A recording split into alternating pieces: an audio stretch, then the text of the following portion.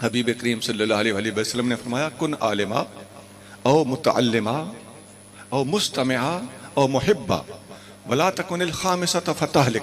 या आलिम बन जा, या आलिम का शागिर्द बन जा, या इनके पास बैठने वाला बन जा, या दूर भी रहो तो इनसे मोहब्बत करने वाला बन जा। पांचवी चीज न बनना, इन चार में से कुछ ना कुछ बन जा। पांचवी चीज न बनना, वरना हलाक हो जाओगे।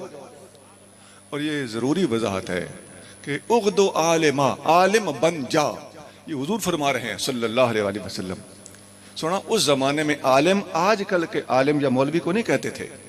उस जमाने में आलिम हमेशा अल्लाह की मार्फत रखने वाले को कहा जाता था।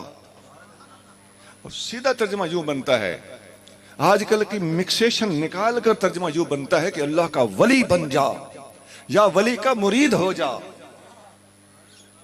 या तालिब हो जा, मुराद है उसका मुरीद हो जा, या इनके पास बैठने वाला, इनकी सोहबत में आकर कम अज कम बैठा तो रहे, या इनसे हुब करने वाला बन जा।